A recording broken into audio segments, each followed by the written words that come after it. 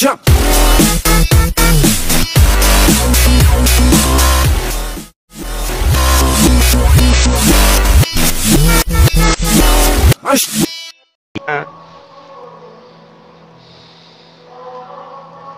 Kemute bang, aktifkan dulu mic-nya.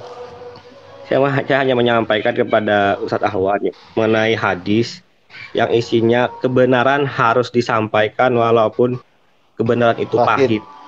Iya. Dan saya tahu Ustadz Ahwan tidak mau menyampaikan kebenaran tersebut kepada umat muslim yang ada di room di sini. Mungkin karena takut sama dengan Ustadz Juma atau roomnya takut ditutup seperti yang ada di Madura.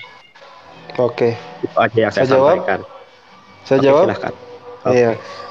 Itu dalam hadis itu betul itu dikatakan kulil haqqa walau kana murrah. Sampaikan yang benar itu meskipun pahit. Tapi jangan lupa ada juga cara-caranya. Ad-din an-nasihah. Agama itu nasihat. Kalau kami dengan saudara kami NU ndak baku cocok, salah faham, kami punya adabnya. Ada tata caranya. Pertama, tidak di depan publik seperti ini. Saya akan gandeng dia, saya ajak dia ngopi-ngopi, saya nasihati dia. Kalau misalnya gimana Pak Ustaz? Ya, itu berarti menyalahi adab. Su'ul adab namanya, adab yang buruk. Agama Islam itu penuh dengan aturan-aturan. Jadi tidak serampangan, tidak seperti agama lain yang tidak ada syariatnya. Kita ada syariat. Menegur orang itu harus dengan sembunyi-sembunyi dulu. Sudah itu nanti ketika tidak ingin diingatkan, baru boleh. Nah, saudara-saudara kami di NU ini masalahnya di mana? Gak ada masalah. Kita sering kongko-kongko, sering diskusi, saling memahami, seperti itu. Kenapa dari tadi narasinya gitu terus, Dharma? Kenapa memangnya? Narasinya ya kayak saya hanya mencoba mengkanter ya yang sering dilakukan para pedebat Islam yang sering menyerang dan mengobok-obok Alkitab. Jadi saya tanya tentang hal-hal perbedaan tentang Islam. Nah ini bisa Kang Alif ini Ustadz juga ini ya. Silakan Ustadz Alif. Bukan. Enggak, Dharma ini dari Muslim apa dari Kristen? Maaf aku kan baru. Dari Kristen. Oh, dari Kristen. Barusan menyinggung mengenai yang bertanya itu ya, dia sehingga mengatakan kulil haq walau kana murran gitu ya. Apa lain konteksnya? Sebelumnya itu tentang kesesatan beribadah di kuburan, Pak. Oh. Dia tidak berani Ustadz Ahwan menyampaikan bahwa perbuatan tersebut adalah perbuatan bid'ah. Oke. Pak Dharma itu adalah sesat. Dia tidak berani menyampaikan tersebut ke publik. Dia maunya menyampaikan secara sembunyi-sembunyi karena dia takut room ini ditutup atau masjidnya ditutup seperti yang ada di Madura. Oh tidak, bukan gitu. Bukan gitu Pak. Kalau Bapak maksakan begitu, itu justru memaksakan untuk kami ini tidak diskusi sehat gitu. Karena begini, ketika Ustadz Alwan dan para saudara kami yang ada di sini terfokus dakwahnya itu bagaimana bimbingan akidah dari luar Islam. Kalau Bapak mau membahas tentang itu, ada tempatnya Pak. Misal ada forum, ada bahkan gini di Zoom dimanapun ada, lintas madhab diskusi ada Pak. Nah kalau mau fokus bahas itu di situ, itu tempatnya. Fokus mau tentang masalah bid'ah, mau fokus tentang masalah yang perbedaan pendapat ikhtilaf, istilahnya perbedaan dalam rumah tangga itu ada, sudah ada kami makomnya. Di sini fokusnya apa? Lintas agama. Maka tidak dicampur pembahasannya. Kalau misal tadi saudara kami yang tidak dijawab atau karena ya memang kita temanya berbeda gitu. Fokus di lintas agama dan benteng akidah Islam dari pemurtadan dan lain sebagainya. Kalau membahas tentang masalah khilafiyah ya seperti itu sudah ada tempatnya. Banyak komal-komal dari Aswaja, komal-komal dari beberapa saudara kita, banyak itu. Dan itu istilahnya diskusi di dalam keluarga. Itu kalau mau dibahas sampai tuntas itu banyak kok. Dicari aja Pak, banyak. Di Zoom dimanapun ada itu. Kita juga sering ngikutin kok perbedaan pendapat. Dan kita menunjukkan adab juga di sana gitu. Nah, agar tidak tercampur, ya di sini kita nerima tamu dari pihak Kristen, maka kita terfokus di situ gitu. Itu aja sebenarnya. Iya. Afwan kalau lancang para gurundaku. Ya kita lanjut ya. Kita lanjut ke diskusi Cari topik-topik yang ringan aja, yang Dharma kuasai. Ini ada Bang Zuma, ada Ustadz Alif. Saya persilakan. Sambil saya nunggu satu teman lagi dari Kristen yang mau naik, silakan ya. Karena masih ada satu kursi. Ya, silakan Dharma, mungkin buka topik. Atau Bang Zuma mungkin. Kanda Zuma. Kanda mungkin ada yang mau di ini. Yang Kristen kasih signal ya. Yang mana Kristen yang kasih tadi signal, aja deh, yang terus tetap naik. aja manuskrip itu. Oh ya, silakan Kanda, silakan. Iya, jadi sepengetahuan saudara Dharma ini, kitab Anda yang tertua itu terbitan tahun berapa? Alkitab itu awalnya dari lisan Pak Juma. Lisannya siapa? Lisannya dari Yesus. Oh, berarti Yesus pernah murid-muridnya. Berarti Yesus pernah mengajarkan surah-surah Paulus. Enggak, itu beda lagi. Berarti surah Paulus itu firman Tuhan atau bukan? Dari hasil penelitian maupun dari penelitian dari Tuhan. Selamat Yesus. siang semua. Iya, siang. Berarti surah Paulus itu tidak diajarkan Yesus, bukan begitu? Shalom. Pak Buruk di mute dulu Pak Buruk. Silakan Pak Dharma lanjut. Ketemu lagi Bapak misterius ini. Oke. Lanjut. Saya mute dulu. Terima kasih. Yang menjadi sumber firman sebenarnya itu Yesus atau Paulus? Yesus. Oh maaf Ya, loh. tapi kenapa surah Paulus ini tidak bersumber dari Yesus? Ya dari ilhamnya. Oh Pak Juma ya, mungkin sudah berbagai macam cara menjelaskan tentang Alkitab kami kepada Ustadz Junma, mau dari yang ahlinya sama sekali atau tidak. Ini saya. Kenapa Pasti larinya ke situ? akan Kenapa mengingkari jadi perkataan menangis? Kenapa menangis lirik, kawan? Karena tidak ada gunanya menjelaskan kepada Ustadz Juma tentang Alkitab kami. Kenapa nggak ada gunanya? Karena ketahuan nanti belangnya gitu. Ya mau bagaimana lagi, sudah segala macam cara menjelaskan kepada Ustadz Juma tentang Alkitab kami. Mau dengan cara baik atau dengan cara Anda bukan menjelaskan, yang ada mengaburkan. Pertanyaan saya kan sederhana, yang menjadi sumber firman di agama Anda itu Yesus. Yes. Apakah surah Paulus bersumber dari Yesus? Tidak. Tapi itu ilham. Dari mana Anda tahu kalau itu ilham? Nah, tidak diterangkan di dalam Alkitab sumbernya. Ya udah, berarti tidak diterangkan. Artinya surah-surah Paulus itu bukan dari Yesus. Bukan begitu? Dari mana Pak Juma tahu bahwa surat-surat Yesus itu bukan dari Paulus, bukan dari Yesus? Dari Anda sendiri yang mengatakan bahwasanya surah Paulus itu bukan dari Yesus. Saya kan mengatakan tidak diketahui dari Alkitab. Nah, sekarang begini. Kalau tidak ada bukan berarti harus seperti itu. Berarti Anda tidak tahu, berarti Anda mengimani sebuah buku yang sumbernya tidak jelas. Kan begitu. Saya ulang pertanyaannya. Apakah Yesus mengenal surat-surat Paulus? Tidak. Ya, Tapi tidak. Ilham gimana? Yang menjadi sumber firman itu siapa? Yesus atau Paulus? Oke, saya di sini bukan untuk diinterogasi Pak Juma. Saya ingin belajar tentang keislaman. Oh, tapi kalau Anda menginterogasi kami bisa. Anda giliran diinterogasi nggak bisa. Kan di sini kan diri Muslim. Kalau Ya, Pak Juma mau bertanya ini room dialog lintas agama, Bung. Oke. Kalau Bung Bima pengen tahu tentang kekristenan, silakan masuk ke room Kristen. Kalau di room Islam kan harusnya membahas tentang keislaman. Loh, bukan begitu. Ini room bukan untuk room tanya jawab Islam.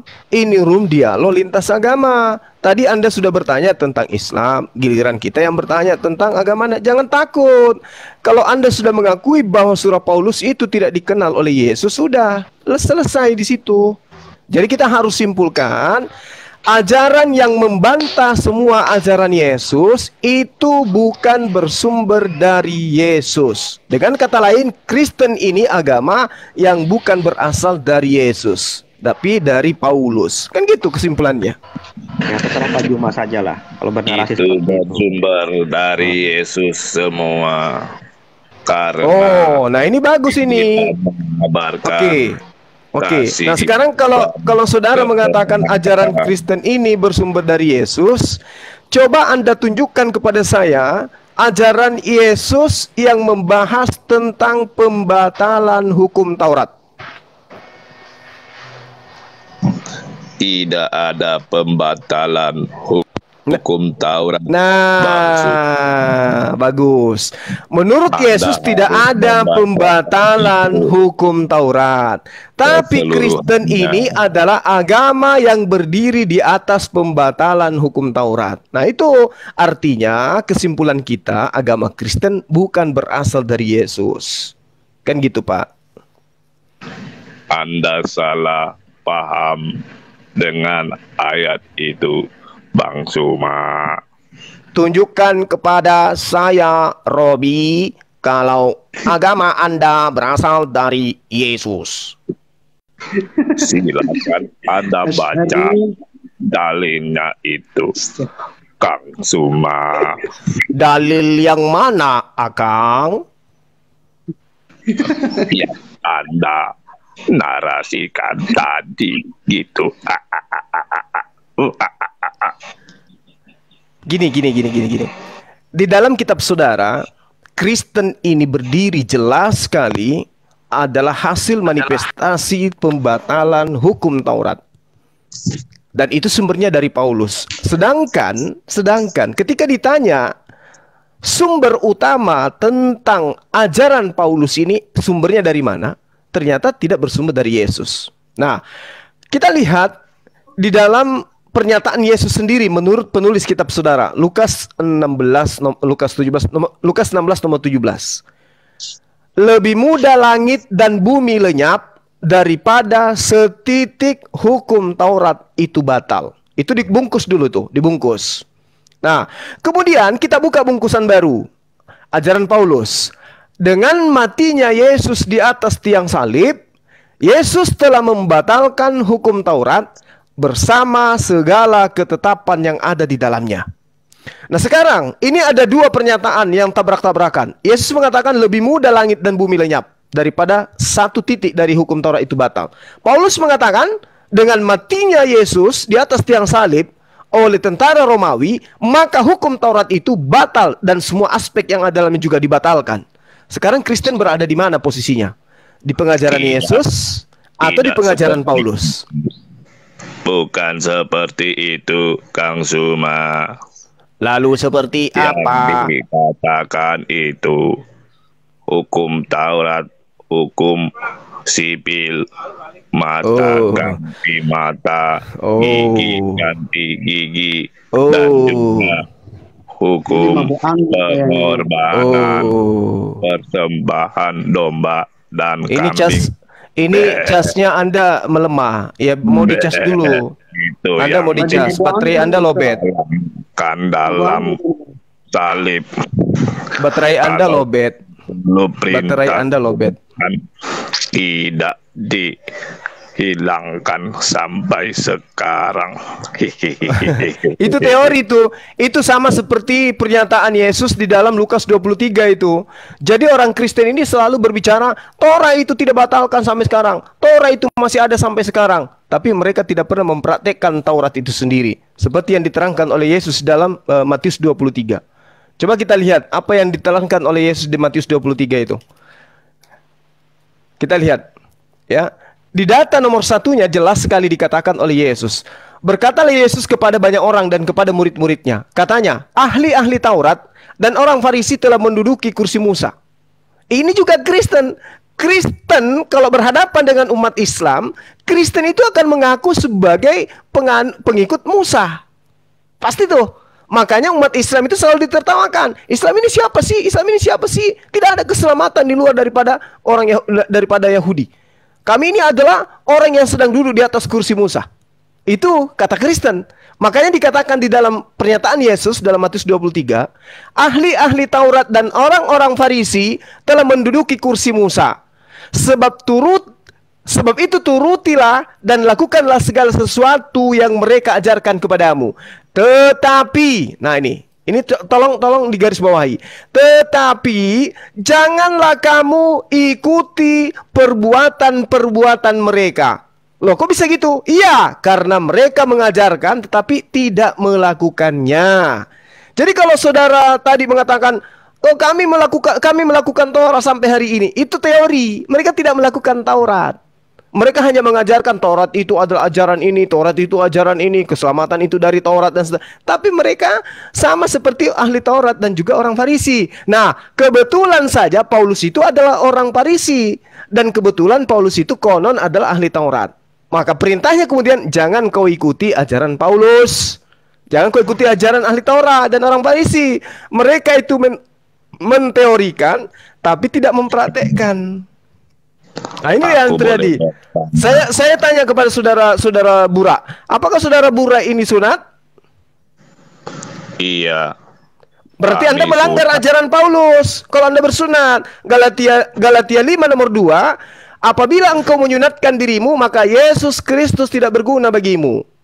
Gimana tuh? Kami sunat dalam hati dan pikiran ya, kami. Sunat dalam hati. Inilah yang dimaksud ahli Taurat dan orang Farisi. Mereka mengajarkan sunat, tetapi mereka tidak mempraktekkan. Kata Yesus, jauhilah mereka. Inilah Anda. Saya kasih dalilnya. Boleh saya kasih dalilnya, Bang Suma? Silakan. Supaya kita tahu kalau kita pun disunat. Silakan. Anda boleh baca di dalam Kejadian 22. Itu sunat hati yang Anda maksud. Dan juga Galatia 16. Paulus itu Paulus. Itu jangan bawa ajaran Paulus karena tadi sudah terbukti ajaran Paulus itu adalah ajaran yang antikristus, ajaran yang menentang ajaran Yesus. Sekarang di dalam kitab Kejadian yang Anda maksud itu apa bunyinya? Silakan Anda baca Galatia 16. Kejadian. Galatia itu ajaran antikristus. Yang saya minta di dalam kitab Kejadian yang Anda maksud tentang sunat itu yang mana? Tidak ada di dalam Alkitab mengajarkan antikristus. Itu jelas. Antikristus itu berasal dari tengah-tengah kita. 1 Yohanes 2 nomor 18 nomor 19, antikristus itu berasal dari tengah-tengah kita. Itu kata siapa? Penulis kitab saudara. Di 3 ayat 29 juga. Silakan catat bagi umat Kristen supaya kita tidak dituduh-tuduh lagi, kan begitu. Juga Anda itu antikristus. Anda tahu gak apa itu antikristus? Antikristus itu adalah orang yang anti terhadap ajaran Yesus. Ajaran Yesus itu Taurat. Ajaran Yesus itu perjanjian lama, bukan perjanjian baru. Waduh, Anda salah benar. Anda salah. Di mana salahnya? Salahnya di mana? Sedangkan Yesus adalah perjanjian baru menghadapi hukum Taurat. Begitu, itu ajaran Paulus. Aku datang bukan untuk meniadakan hukum Taurat, tetapi menggenapi. Apa menggenapi itu, Pak? Mengharamkan yang halal, yang haram menjadi halal gitu. Itu yang dimaksud menggenapi. Nah sekarang ketika dikatakan di dalam Imamat 11 nomor 7, jangan engkau makan babi karena itu haram bagimu. Ketika Yesus menggenapinya, yang haram itu menjadi apa? Tidak boleh dimakan. Seperti nggak boleh dimakan. Paham berarti? Yesaya 66 ayat 17. Kalian mati, mampus semua orang pemakan babi itu dihancurkan oleh Tuhan. Betul, Yesaya 66. Betul. Dilarang. Dilarang. Jadi bagaimana menurut saudara teman-teman Kristen yang makan babi kayak Pak Dharma ini? Kuduskan hari Sabat. Ya, menurut saudara bagaimana hukumnya teman-teman Kristen yang makan babi seperti Pak Dharma ini? Bagaimana hukumnya menurut saudara? Sesuai yang tertulis di dalam Alkitab saja, Bang Suma. Ya, apa yang diceritakan di Yesaya 66 tentang pemakan babi? Coba. Semuanya mereka akan musnah. Oh, Mama Dharma, oh Dharma. Pemakan babi menurut saudara Bora itu semuanya akan musnah menurut Yesaya 66. Masihkah Anda betul. Masihkah Anda makan babi, saudara Dharma? Ya, terserah Pak Juma sajalah. Lu kok jadi saya yang terserah? Oke. Saya mau bertanya ke Ustaz Awan ya di sini. Itu kata firman Tuhan. Itu kata firman Tuhan, Dharma. Jadi Anda harus hati-hati gitu. Ditolak. Jangan ditolak, betul. Tetapi masalah sunat itu pun jangan ditolak, yaitu Galati 3 ayat 29. Iya. Dan juga Kolose 2 ayat 11 sampai 12. Itu analoginya sunat Kristus dan logikanya di situ. Iya. Silakan saudara-saudara membacanya. Iya. Kalau salah, Anda salahkan Tuhan. Galatia 3 nomor 29. Galatia 3:29 wajib sunat. Iya, wajib sunat. Iya. Anda baca Kolose 2 ayat 11 dan 12 dan Kolose 3 ayat 16. Waduh, saya dikerjain ini kayaknya ini. Waduh, gimana sih? Masa dari tadi tidak sadar, Kak Mandil semua. Masa dari tadi tidak sadar. Apa Burak ini? Menyebutkan sunat yang bagaimana pada masa Abraham. Waduh, gimana sih? Di dalam Kejadian 22 ayat 18. Aduh, gimana sih? Kita sekarang ini bukannya plus kok, bukan? Sunat Kristus. Galati 3 ayat 29. Ya, sunat Kristus berarti dia potong kulup. Gimana sih? Waduh, parah ini, Pak. Anda baca di Kolose 2 ayat 11 dan 12. Di sana dijelaskan bagaimana kata pada zaman Abraham, tapi pada zaman Yesus Kristus Tuhan ialah roh, baptis, dan juga ini kebenaran. Kalau terlalu dipaksa nih meleset ke Bang Karni nanti ini cara ngomong. Hati-hati ya. Kalau terlalu boleh dipaksa nanti saya bertanya sama Bang Suma? Boleh. Ya. Menurut Bang Zuma, Al-Quran itu sempurna atau tidak? Al-Quran sempurna pasti. Berarti dia sudah tidak lagi mengharapkan dukungan dari kitab-kitab di luar sana, benar? Ya, betul. Tetapi kenapa harus ada hadis? Oh, hadis itu rangkaian daripada Al-Quran itu sendiri. Bil bayyinati waz zubur wa anzalna ilaika dzikr litubayyana lin-nasi ma nuzzila ilaihim wa la'allahum yatafakkarun. Kami turunkan Al-Quran kepadamu agar engkau menerangkan kepada manusia apa yang telah diturunkan untuk mereka, kepada mereka, bagi mereka, agar mereka memikirkan. Maka muncul hadis, karena hadis ini menjelaskan, menguraikan apa yang ada di dalam Al-Quran. Contoh, nah tak kasih contoh nih, tak kasih contoh. Anda dicipta dalam bentuk sempurna. Saudara Buruk itu sempurna, sebagai manusia dia sempurna. Ketika kemudian kesempurnaan saudara Buruk itu mau diuraikan, maka dijelaskan. Ada kepalanya, matanya 2, bibirnya 1, hidungnya ada 1, pesek, giginya sekian, dagunya sekian. Itu fungsi hadis itu menguraikan isi daripada tubuh Anda. Bukan kemudian menambah-nambahkan atau mengurangi, tidak. Jadi hadits itu seperti perintah Allah kepada Rasul Muhammad SAW, wa anzalna ilaika dzikr litubayyina linnas. Oke. Berarti keluar dari kitab itu sendiri kan?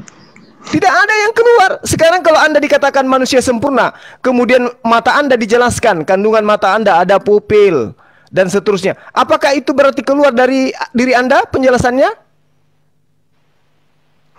Iya, menurutku juga begitu, saudara. Ya udah. Dengan dirinya sendiri, dia tidak bisa menerangkan, harus pakai hadis dan juga tafsiran. Oke. Jadi gini. Al-Quran datang kepada saudara. Ketika Al-Quran itu dikatakan zalikal kitabul la raiba fihi hudal lil muttaqin. Apakah Anda bisa memahami? Tidak. Kenapa? Anda bukan nabi. Al-Quran itu datang kepada siapa yang diperuntukkan untuk menjelaskan. Maka datang kepada baginda Rasulullah Muhammad SAW. Lalu kemudian beliau yang menjelaskan isi kalam Allah itu. Seperti ilmuwan menjelaskan isi tubuh Anda. Apakah kemudian ketika tubuh Anda itu dijelaskan berarti komponen dari tubuh Anda itu kurang? Oh, ternyata tubuh daripada saudara Borok ini berkurang. Sekiranya tidak dijelaskan oleh para ahli, maka dia tidak punya tangan, dia tidak punya kaki, dia tidak punya mata. Apakah bisa seperti itu? Tidak kan? Itulah Al-Quran. Iya, berarti dia memakai bantuan-bantuan dari buku di luar sana, kan begitu? Kok menggunakan buku-buku? Ini Rasulullah Muhammad Sallallahu Alaihi Wasallam menjelaskan tentang Al-Quran, dan agar supaya yang bukan nabi tapi manusia biasa kayak kita ini kemudian bisa paham, maka penjelasan Al-Quran itu dituliskan supaya kemudian manusia ini mengerti, sebab manusia ini bukan nabi. Itu juga diterangkan di dalam surah Al-Baqarah ayat 129. Itu jelas itu. Jadi umat Islam itu paham betul kedudukan hadis itu apa. Rabbana wa bu'ats fihim rasulan minhum yatslu alaihim ayatika wa yu'allimuhumul kitaba wal hikmah wa yuzakkihim innaka antal azizul hakim. Ya Tuhan kami, utuslah di tengah mereka seorang rasul dari kalangan mereka sendiri yang akan membacakan kepada mereka ayat-ayatmu dan mengajarkan hikmah kepada mereka. Ini perintah. Hikmah itu apa? Hadits. Hikmah itu perbuatan, keputusan, perkataan Rasulullah. Dan sucikanlah mereka. Nah, kalau Yesus itu dikatakan tebus dosa, kalau Rasulullah itu diperintahkan untuk mensucikan dosa. Wa yuzakkihim, maka sucikanlah umatmu. Maka kami ini adalah umat-umat yang disucikan. Kalau kalian adalah umat yang ditebus, kami adalah umat yang disucikan. Wa yuzakkihim, itu perbedaan kita. Kami tidak butuh penebusan darah, daging, dan seterusnya di atas tiang salib. Yang kami butuhkan adalah ajaran yang bisa membuat kami suci dari dosa-dosa kami. Maka perintahnya Allah kepada Rasulullah, wa yuzakkihim innaka antal azizul hakim. Jadi perintahnya kesempurnaan Al-Quran itu salah satunya adalah wa yu'allimuhumul kitaba wal hikmah. Ajarkanlah kepada mereka hadits. Iya, saya paham. Berarti dia memakai bantuan dari Quran itu sendiri, kan begitu Bang Suma? Tidak, kawan. Yang paham tentang komponen tubuh manusia itu adalah para ilmuwan.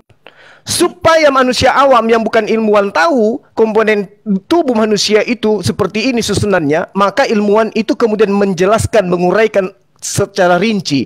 Tetapi rincian ini adalah hal yang sudah sempurna dalam tubuh manusia. Begitulah Al-Quran. Kalau kita semua ini nabi, kalau kita semua ini adalah orang yang berhikmat dalam arti kata orang yang diberi sesuai dengan apa yang dikatakan oleh Allah, yatslu alaihim ayatika wa yu'allimuhumul kitaba wal hikmah wa yuzakkihim innaka antal azizul hakim, maka kita semua ini adalah nabi. Maka gugur ayat mengatakan maka Muhammad aba ahadim min rijalikum walakir rasulullah wa hataman nabiyyin. Ternyata masih ada nabi-nabi terakhir.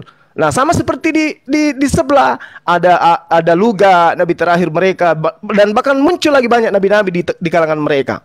Kalau kaidahnya kita tidak. Rasulullah Muhammad SAW tujuan diutusnya adalah untuk mengajarkan dan menjabarkan isi Al-Quran. Maka karena itulah kemudian ketika kami umat Islam menjabarkan isi Al-Quran harus berdasar kepada kaidah ilmu. Makanya kami tidak percaya kepada herdi, kepada kiamat, kepada siapapun yang membahas tentang Al-Quran. Kenapa? Mereka tidak punya kapasitas ilmu.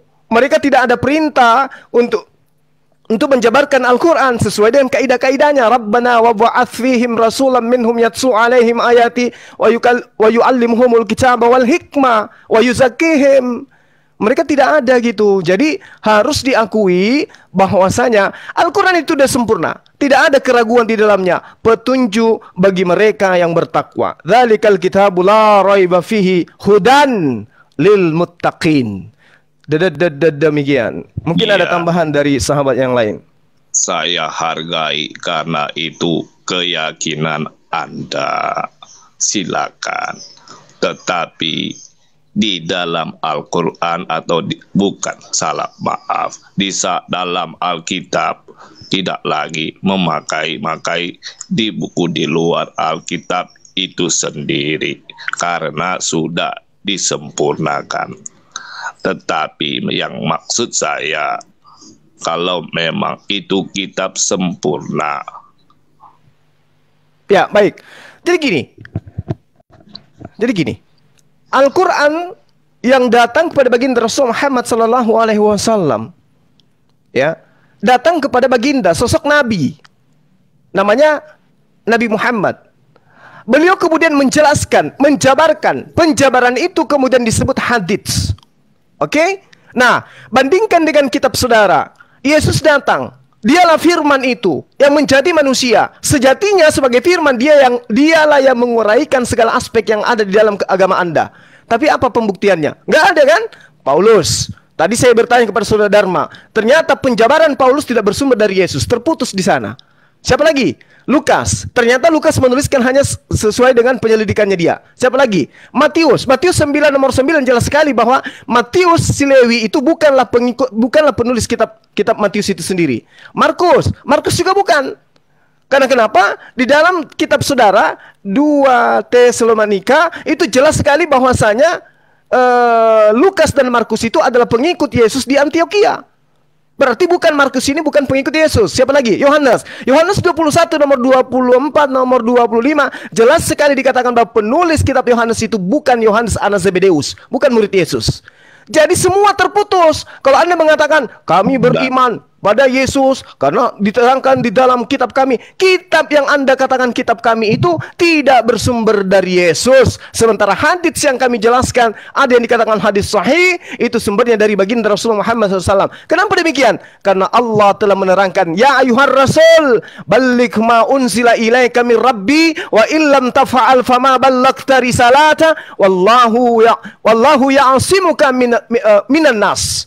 Innallaha la yahdil qaumal kafirin.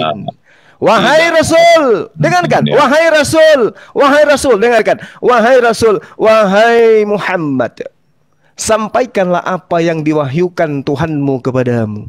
Nah ini perintahnya. Nah sekarang coba tunjukkan ke saya. Wahai Paulus, tunjukkan kepada saudara Buruk apa yang Yesus perintahkan kepadamu. Ada enggak? Tidak ada. Kalau ini kita jelas. Ya ayuhar Rasul adalah murid-murid Yesus yang menulis semua kisah tentang kasih Yesus, di mana Anda mendapatkan dalil bahwa Matius, Markus, Lukas, dan lain-lainnya bukan murid Yesus.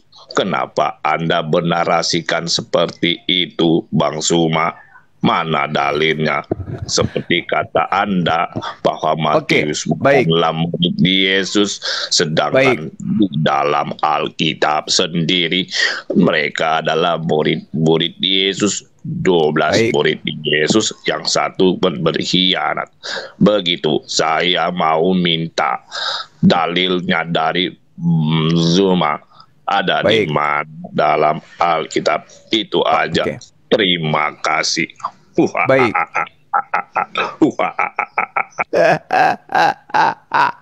Dengarkan.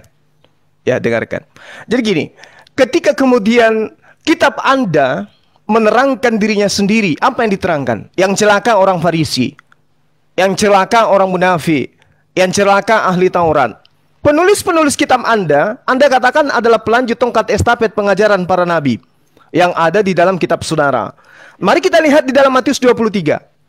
Penjahat-penjahat, ular beludak, keturunan ular beludak, orang Farisi, orang munafik, ahli Taurat penyesat, yang kemudian mereka dianggap oleh Yesus itu sebagai penghuni neraka, dikatakan oleh Yesus di dalam kitab saudara Matius 23 nomor 36, semua kejahatan itu sesungguhnya akan ditanggung angkatan ini.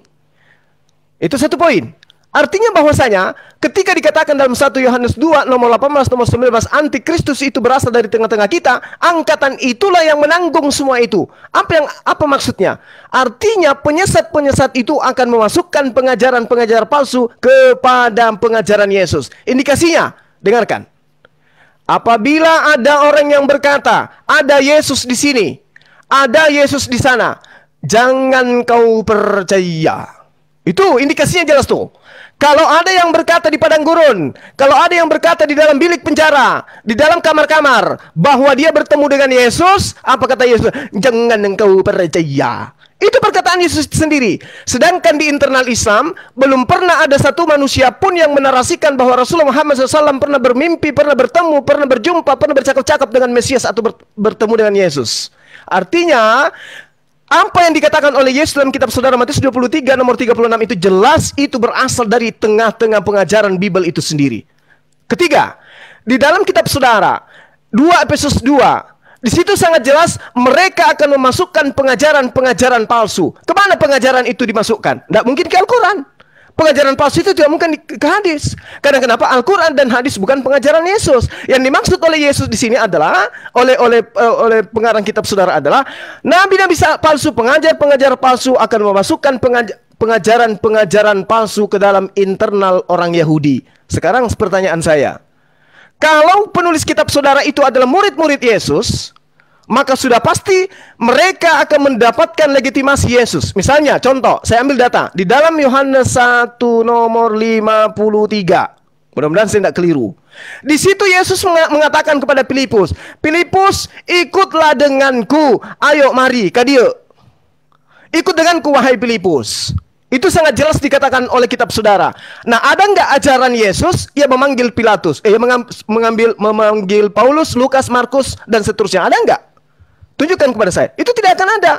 Nah, yang dipanggil yang dipanggil oleh Oke, silakan. Di mana itu? Di mana tertulis Yesus memanggil Paulus? Dalam kitab para rasul, di mana dia mau pergi ke Damsyik dan disitulah Yesus bertemu langsung dengan dia sehingga Anda salah. Menjadi Anda salah. Begitu Bang Suma. Anda salah. Dan seperti yang Suma bawakan tadi, Yesus bilang, kalau kau lihat aku di sana, jangan percaya. Lihat di sini, jangan percaya. Itu Anda salah. Perbuatan kedatangan Yesus yang kedua kali. Oke, bagus. Anda cerdas dalam hal ini. Nah, berarti Yesus akan datang kedua kalinya. Yang pertama datang pada saat dia dilahirkan oleh ibunya. Itu kedatangan pertama. Kedatangan keduanya nanti di akhir zaman. Berarti kalau ada yang mengaku didatangi oleh Yesus, ini kedatangan keberapa? Ingat. Catat baik-baik. Di dalam Matius 24 nomor 27.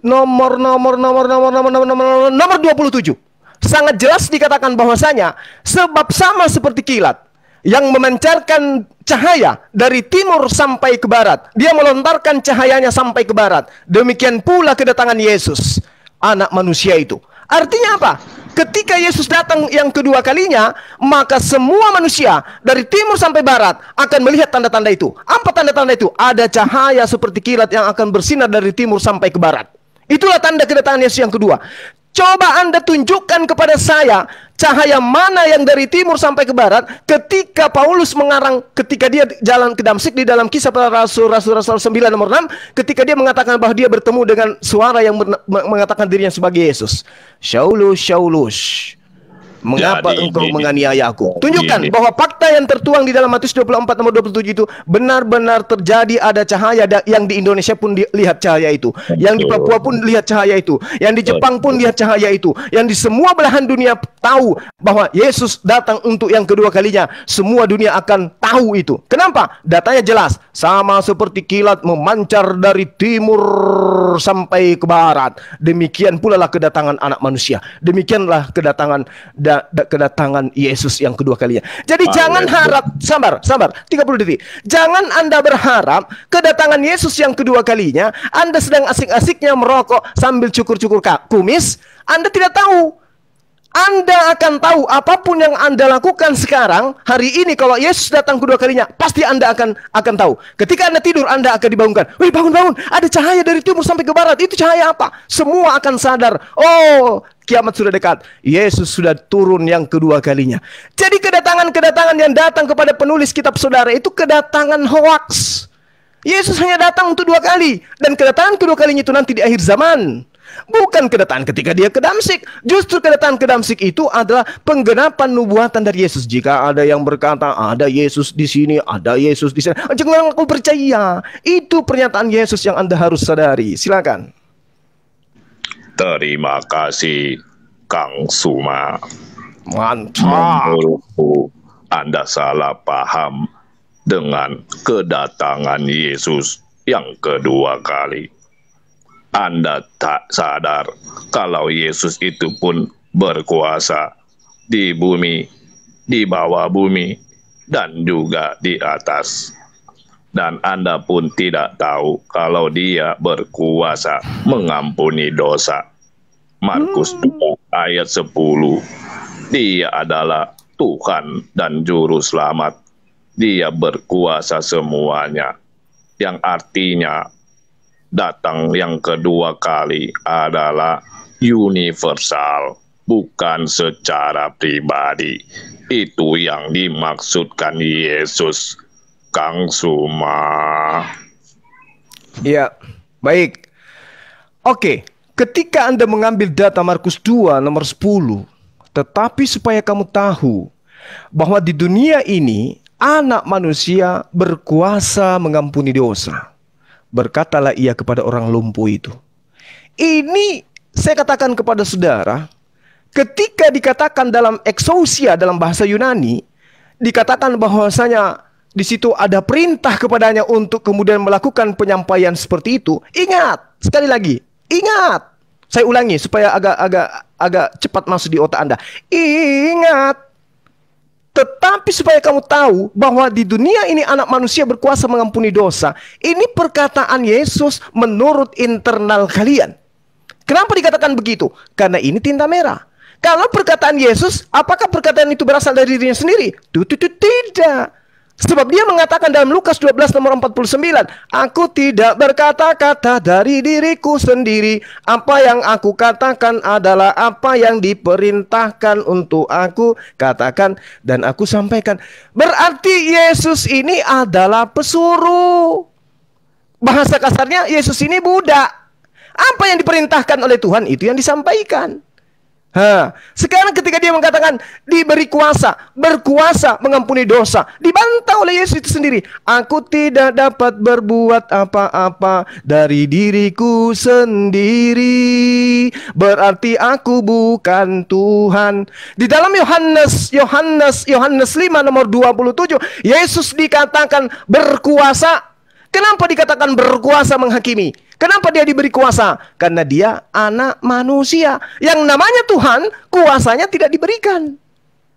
Aku telah diberi kuasa. Kenapa diberi kuasa? Karena aku manusia. Kenapa manusia diberi kuasa? Karena dia nabi. Kenapa dia diberi kuasa? Karena dia rasul. Baca Kisah Para Rasul 2 nomor 22. Apa yang tertulis di sana? Apa yang tertulis di sana? Kesaksian Yesus pun ada tertulis dalam Yohanes 5 nomor 36. Apa yang tertulis di sana? Ada kesaksianku yang lebih penting dari kesaksian Burak. Bahwa semua pekerjaan yang aku lakukan, berkuasa mengampuni dosa, berkuasa membangkitkan orang mati, berkuasa membuat angin topan menjadi teduh dan seterusnya.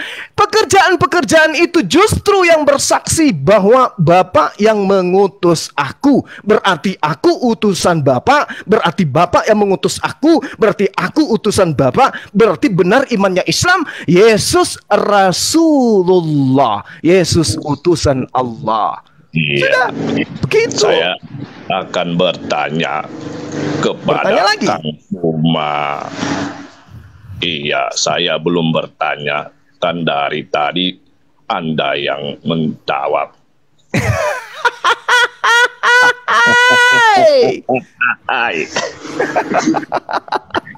Gini, Allahu Akbar. Gimana Bang Umar? Jika Anda ada di padang pasir, iya, dan di situ tidak ada air, tidak ada makanan, cuma ada babi dan anjing. Apakah Anda akan memakannya untuk menyambung hidup atau tidak? Silakan jawab. Iya, baik. Baik. Jadi kedudukan anjing, babi, ya, itu haram, hukumnya haram. Tapi ada saat di mana Islam itu memberikan ruang pembolehan dalam keadaan darurah, illa darurah, kecuali dalam keadaan darurat. Yang namanya darurat, apapun bisa terjadi. Misalnya gini. Dalam keadaan perang, genting, perang, saya menjadi panglima perang, masuk dalam medan tempur. Apa tujuan saya bertempur? Untuk melindungi rakyat saya agar tidak terzalimi. Ini ada jutaan manusia yang harus saya lindungi. Pada saat medan perang, saya kehabisan bekal. Tidak ada makanan lagi, kecuali makanan yang diharamkan. Bolehkah saya mencicipi? Boleh. Tapi apakah pengharamannya itu hilang? Tidak. Kedudukannya tetap haram, tapi boleh Anda cicipi. Ala kadarnya. Itu ada namanya uzur. Darurat. Boleh. Gak apa-apa. Yang penting jangan disengaja. Dimakan, habis itu dipotong, disimpan di kantong. Gak bisa. Dimakan seadanya untuk kemudian menyambung hidup. Ketika kemudian nanti sudah dapat makanan, kalau bisa sebisa mungkin dimuntahkan. Makan makanan yang halal. Itu boleh. Makanya Tuhan itu maha melihat. Tuhan itu maha mendengar. Kalau ada Tuhan tidak maha melihat, tidak maha mendengar, itu bukan Tuhan, tapi hantu. Ketika kondisi terdesak, orang tersebut makan babi karena desakan kondisi yang sudah tidak bisa sekali diselamatkan, maka itu boleh. Hanya Allah yang tahu tentang derajat daripada apa yang dia lakukan. Boleh. Darurat. Berarti seperti Yesaya 66 ayat 17, Anda pun akan dilendapkan. Oh, beda. Dengarkan. Saya bacakan kitab Yesaya ini. Dengarkan. Anda juga makan babi yang haram. Dengarkan saudara, dengarkan. Saya jelaskan Yesaya 66 ini, kita ambil dari data pertengahan. Di nomor berapa bagusnya? Di nomor 15. Dengarkan saya.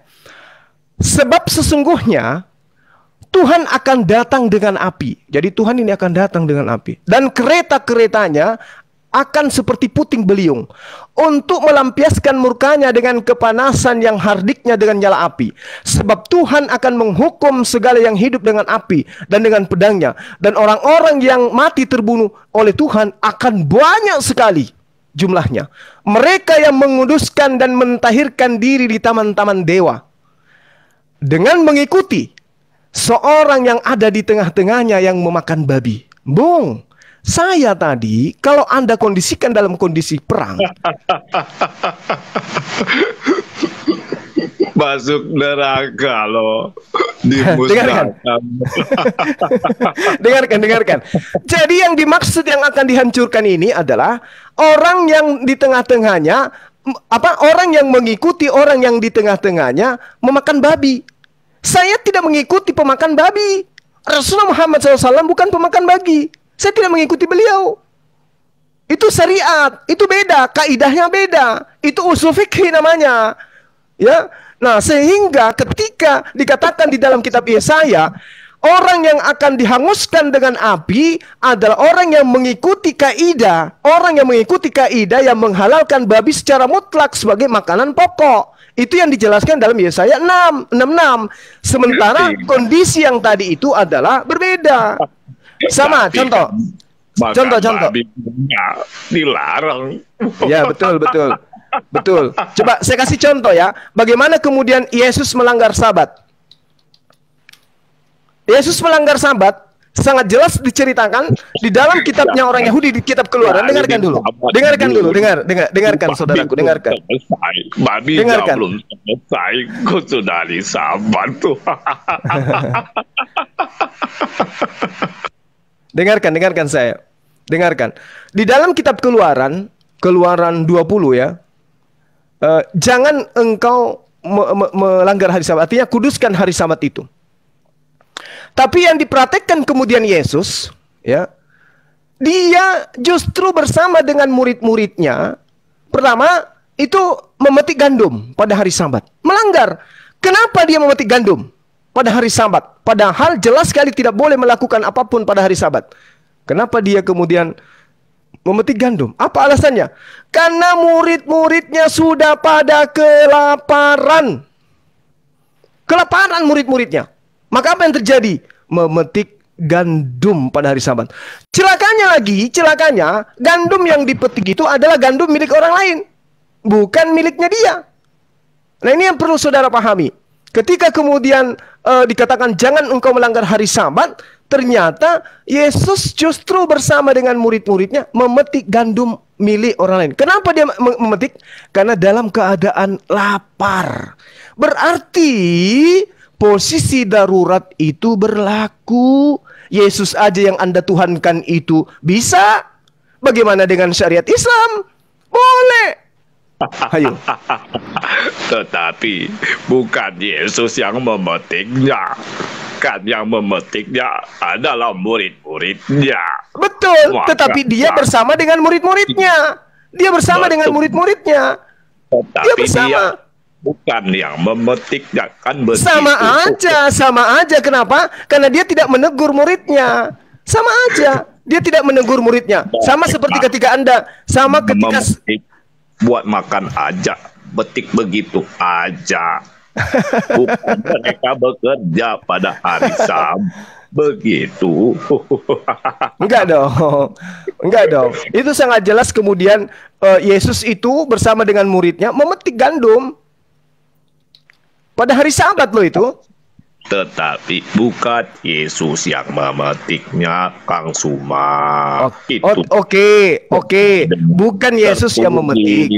Bukan Yesus yang memetik, tapi Yesus bersama dengan muridnya di sana. Dan Yesus kemudian tidak melarang murid-muridnya. Ketika murid-muridnya ini kelaparan, Yesus berjalan kemudian, malah Yesus itu memberikan alasan. Coba Anda baca di dalam Matius. Di dalam Matius. Dengar dulu. Dengar.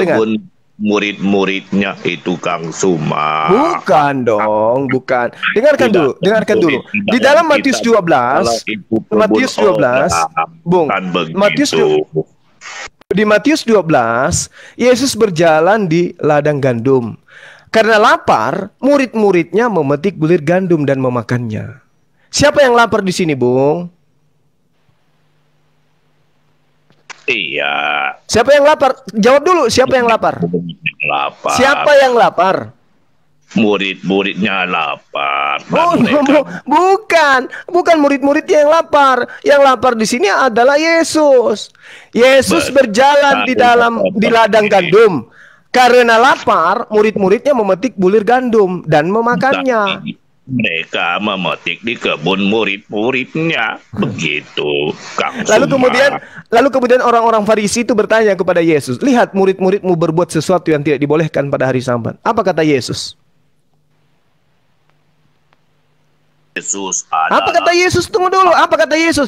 Tidakkah kamu baca apa yang dilakukan oleh Daud ketika Daud dan mereka yang mengikutinya lapar? Bagaimana kemudian Daud masuk ke dalam rumah Allah dan bagaimana mereka makan roti saja yang tidak boleh dimakan? Yesus memberikan contoh. Jangankan saya dan murid saya, Daud saja memakan makanan roti sesajian pada saat darurat. Iya, itu melanggar pula kan, tidak dibenarkan.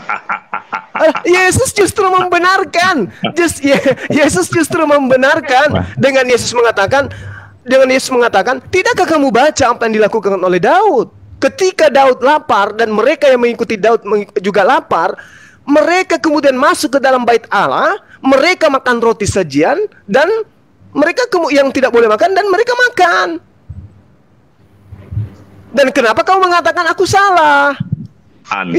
Itu kata Yesus. Mengapa kau mengatakan kami bersalah? Bukankah Daud juga memberikan bukti contoh seperti itu gitu loh? Tuhan atas hari Sabat Yesus berpuasa. atas hari Sabat. Oh. Maksudnya gimana? Maksudnya gimana? Apakah karena dia berkuasa maka dia melanggar kemudian masalahnya di sini, Bung. Masalahnya di sini, ketika kemudian Yesus Anda katakan sebagai Tuhan untuk hari Sabat, tapi murid-muridnya kan bukan. Murid-muridnya melanggar dan dia tidak menegur murid-muridnya. Malah dia membela muridnya dengan mengatakan bahwa jangankan saya, Daud pun melakukan hal yang sama. Lalu kenapa kau mengatakan aku bersalah? Iya, karena bukan dia yang memetiknya, Kang Suma. Repot. Balik terus. Sama seperti pengambilan keledai. Bukan dia yang mengambil keledai orang, tapi dia memerintahkan muridnya mengambil keledainya orang. Iya, sama aja pun. Sama. Gak ada bedanya itu. Tidak tertulis dia mencuri begitu. Walaupun demikian tidak tertulis, kalau hanya dasar tidak tertulis, maka Anda tidak akan pernah menemukan perintah Yesus untuk menyembah dirinya. Tidak ada tertulis. Tapi kenapa Anda sembah? Saya bertanya, Anda belum balas. Babi haram dimakan. Iya, babi haram, betul. Kedudukannya babi itu haram. Dan sampai kapanpun haram. Sama seperti membunuh itu haram. Sama ketika kita dikatakan membunuh itu haram. Tapi ketika kita membela diri dan tidak ada cara lain untuk menyelamatkan diri kecuali dengan membunuh, boleh. Daripada saya yang dibunuh karena saya terancam, boleh membunuh. Kalau dalam keadaan membela diri ya, boleh. Itu yang perlu Anda pahami. Bukan malah menyerahkan diri ya, bukan ya? Iya, bukan justru menyerahkan diri untuk dibunuh. Tidak, misalnya saya sedang tidur bersama dengan 3 anak saya. Lalu kemudian perampok masuk ke dalam rumah saya menyerang, ingin membunuh anak-anak saya. Apa yang saya lakukan? Memberikan pipi saya, leher saya gitu, dan leher anak-anak saya? Tidak. Itu namanya zalim. Yang kami lakukan perlawanan, memberikan pengajaran kepada pelaku untuk tidak melakukan lagi. Dengan cara apa?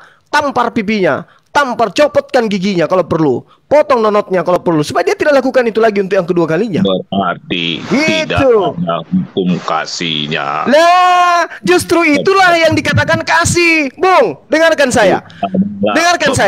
Dengarkan. Kenapa? Ini analogi sederhana. Kenapa Tuhan memberikan penyakit kepada manusia? Apakah karena Tuhan itu benci kepada manusia? Tidak. Justru karena Allah itu, Tuhan itu kasih sayang kepada manusia, sehingga manusia dikasih penyakit. Contoh. Itu beda analoginya. Bosul, salah. Anda keliru kalau begitu. Ajaran kasih itu adalah ketika Allah, Tuhan memberikan keseimbangan, di mana manusia itu punya perangkat. Perangkat pertama akal, perangkat kedua nafsu. Itu yang perlu Anda pahami. Contoh misalnya, Anda sadar bahwa Anda punya gigi. Tapi kalau tidak pernah merasakan sakit gigi, Anda bisa jadi lupa kalau Allah pernah memberikan Anda gigi. Karena Anda dikasih penyakit gigi, sakit gigi, Anda sadar, oh ternyata gigi itu sangat berguna. Maka bersyukurlah Anda kepada yang menciptakan gigi Anda. Itu maksudnya penyakit itu. Jadi ajaran kasih bukan seperti ajaran yang Anda anut. Yang Anda maksud kasih adalah hilangkan semua aturan main. Hidup seperti binatang. Itu yang Anda maksud kasih. Gak ada lampu merah. Pokoknya terobos saja. Kalau ada lampu merah, ada peraturan, itu bukan ajaran kasih. Tidak begitu. Manusia itu kecenderungannya adalah melanggar. Kenapa? Dia punya syahwat. Jangankan makan daging, aspal pun manusia bisa makan. Kalau mereka tidak memiliki aturan-aturan, maka Tuhan dengan kasihnya memberikan aturan main kepada manusia. Apa pembuktiannya? Adam sudah di surga, diberikan segala kenikmatan. Tapi kemudian karena ada potensi pada dirinya untuk melakukan pelanggaran. Karena itulah kemudian Tuhan memberikan wujud kasihnya dengan memberikan Al-Quranul Karim sebagai pedoman hidup. Karena kalau tidak ada pedoman hidup, manusia bisa lebih binatang dari binatang, manusia bisa lebih setan daripada setan. Kalau tidak punya buku panduan. Nah, kalau ada buku panduannya yang menghalalkan semua perintah-perintah Tuhan untuk dibatalkan, itu celaka namanya. Makanya Yesus mengatakan, iblislah yang menjadi bapakmu dan kamu mau melakukan kehendak-kehendak bapakmu itu. Nah, ini yang terjadi sekarang. Anda tidak bersunat, Anda ibadahnya nyembah kepada manusia dan seterusnya. Itu kan Anda menginginkan melaksanakan keinginan Paulus, gitu loh. Berbeda dengan kami nggak boleh begini, kami nggak boleh begitu, kami nggak boleh begini, kami nggak boleh. Kenapa? Karena jasad kami ini harus tunduk kepada perintah Tuhan. Kalau Anda tidak, jasad Anda tidak tunduk kepada Tuhan. Anda makan babi, Anda makan apapun yang Anda mau, Anda melakukan apapun yang Anda mau. Kenapa? Jasad Anda tidak lagi tunduk kepada Tuhan. Apa pembuktian dalilnya? Galatia 5 nomor 1. Karena matinya Yesus di tiang salib, kita dibebaskan dari aturan-aturan dan dimerdekakan dari kuk penghambaan. Itu agama Anda. Jadi Anda ketika melihat kami Islam yang penuh dengan aturan akan terheran-heran karena agama Anda nilainya adalah bebas dari aturan-aturan Tuhan. Dengan matinya Yesus di tiang salib, Dia telah membatalkan segala aturan Tuhan dan ketetapan yang ada di dalamnya. Itulah Kristen. Tidak boleh lagi dia hidup dalam aturan-aturan Tuhan. Tidak boleh. Dia sekarang hidup dalam angan-angan kasih. Kasih kepada Tuhan tapi tidak jelas. Kasih kepada manusia tapi menyesatkan. Gitu loh. Anda tidak mengerti. Oke, Gurunda mungkin sejenak dulu ya. Silakan, dulu silakan. Hangatnya izin biar rehat dulu, dan Bang Borok juga tarik napas dulu. Afwan juga ini host tadi ini dari tadi di typing semoga benar adanya yang minta ada yang naik, katanya pengen disyahadatin. Itu siapa tadi namanya, benarkah demikian, dan semoga memang demikian gitu. Bagaimana Gurunda, apa mau kita selang dulu? Iya, boleh Dinda, boleh. Silakan. Boleh ya. Iya. Sekaligus juga Bang Burok belajar istirahat dulu lah, belajar dengar orang bersyahadat itu gimana. Iya, sekedar ditahu oleh saudara Borak, saya pernah juara 1 pidato tanpa teks dengan kisi-kisi penilaian diantaranya adalah kalimat tercepat dengan kata-kata yang tidak terbata-bata dengan kata yang sempurna. Saya pernah. Jadi jangan heran kalau saya berkata-kata itu sempurna dan cepat. Saya butuhkan orang yang bisa IQ-nya tinggi untuk menerima apa yang saya katakan. Demikian. Faldi izin turun dulu, Bang Zoom. Itu yang mau syahadat soalnya. Gantiin Faldi dulu. Faldi di bawah aja. Makasih banyak. Siap. Baik. Oke, makasih semuanya. Makasih Dinda Faldi, makasih. Ustaz Talib. Siapa? Bang Alwan. Siap. Siapa namanya? Faldi, insyaallah. Yo. Saya Siapa namanya? menyaksikan. Waalaikumsalam warahmatullahi. Si paling katanya. Saudara Buruk, Anda Siapa ke namanya? toilet dulu, jangan ditahan. Ke toilet dulu, jangan ditahan. Oke, Kang Puma. Oke, Iya. Anda kayak orang ngeden ngomong. Oke Siapa lah. namanya? Si paling katanya pakai name-nya. Masih ada nggak? Nggak ada. Oh, udah nggak ada. Iya, nggak ada. Wah, Belum Bang Paldinya udah turun lagi. Dari tadi dia typing rame. Lanjut aja dulu, lanjut. Oke, siap. Semoga nanti dia naik lagi ya. Si paling silahkan, kalau memang demikian mau syahadat, sudah disiapkan ruangnya, request lagi nanti dinaikkan. Ya, dilanjut. Aku menikmati ini. Yang tanpa terbata-bata langsung bernarasi bagi air mengalir tanpa hambatan. Masya Allah, Gurunda. Duh. Silakan. Ustadz Alif kemarin tidak juga menjawab yang benar dan yang baik menurutku. Ya, standar kebenarannya menurutmu pribadi, ya nggak akan ada yang dapat. Gimana sih? Nanya standar kebenarannya menurut pribadi, ya nggak bisa. Oke, saya Aneh. hargai itu, Kang Alif.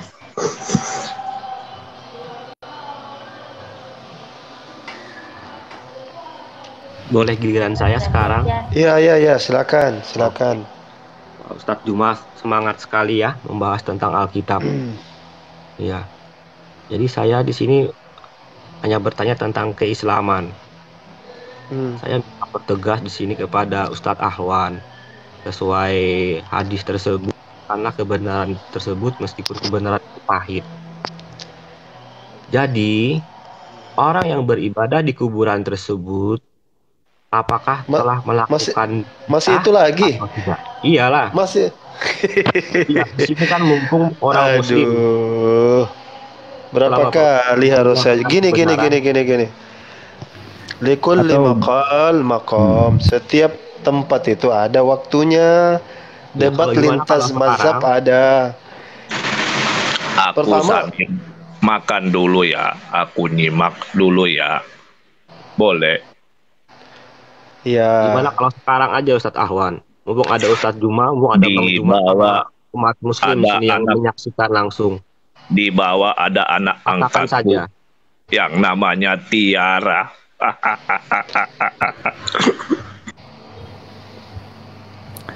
Ini aja kalau enggak ya, kita nggak usah main polemik. Tadi pertanyaannya diulang, beribadah dekat kuburan gitu ya? Bukan dekat, kuburan. Terus gimana? Apakah perbuatan tersebut dibenarkan atau tidak? Pertanyaannya.